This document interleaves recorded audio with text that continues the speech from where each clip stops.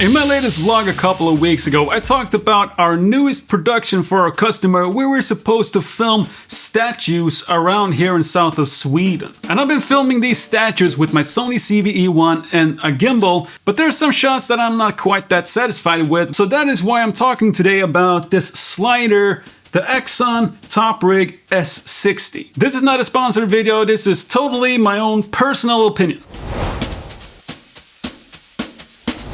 Don't get me wrong, gimbals are great, except when you are very close to an object and you wanted to get some kind of movement with your gimbal and your camera, you can see that your gimbal is always moving around just a little bit and it's hard to keep the horizon, you know, completely locked off. So that is why I wanted to try and use a slider instead. So once again, this is the Accsoon TopRig S60 Motorized slider.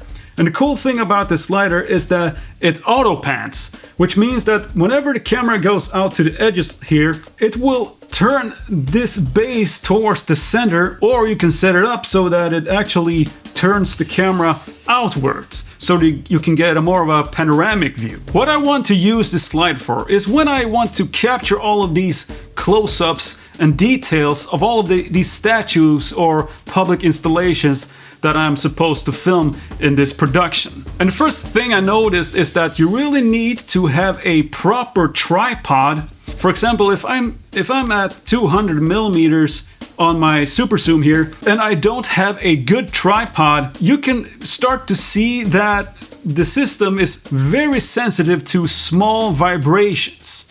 And if you don't use a tripod that is stable enough, all of those small vibrations can really creep into your camera and your footage.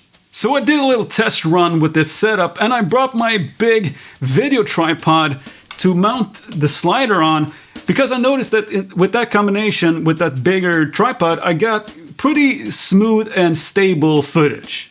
I've mounted a ball head onto this moving plate and using the auto center feature in the slider, but I've noticed when I mounted the slider on a video head, I could as easily just pan the video head instead of using the auto centering feature here, because whenever I moved this entire system, I have to readjust the auto centering by unscrewing these knobs here and try to find where my outer points are supposed to be pointing. So if we have a quick look at the footage from our camera on a gimbal and then compare that to the camera on this slider, and you will see that using a slider is so much more stable and repeatable. And maybe it's just me, but if you look at the slider footage, I think that it really adds to the production value when you have that super stable horizon and it's going back and forth very, very smoothly, keeping the detail in the center of the screen. I think that a slider like this is a good companion to the gimbal. For whenever you want to do tight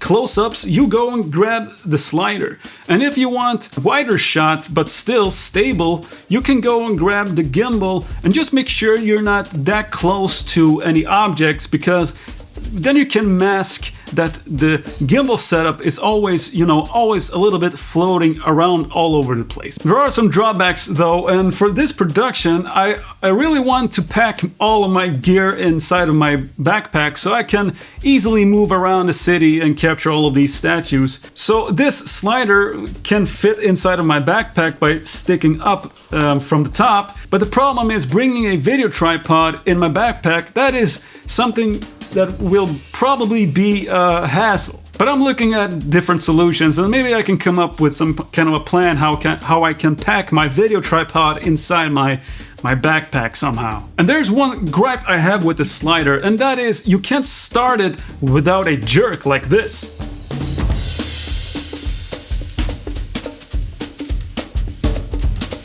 When it reaches the end, it ramps down, and also if you set your in and out points, your A and B points, it also ramps down when it comes closer to these points that you set. But for some reason you can't have ramp up from start and stop by your button here. And that's unfortunate. Maybe we can get a firmware update so we can actually ramp up the start and stop also. But there's a little workaround here. What you can do is bring down the speed to basically 0, and the jerk is not noticeable here. And then you can ramp up manually to the point where you're fine with the speed. And then you can ramp it down manually with the knob and then press stop. So that is a workaround that you can do, and maybe we can, as I said before, we can get a firmware update. So this was my first impression of using the Accsoon TopRig S60 Motorized slider. And if you got any questions for me, let me know in the comment section. I will see you in the next one. Bye!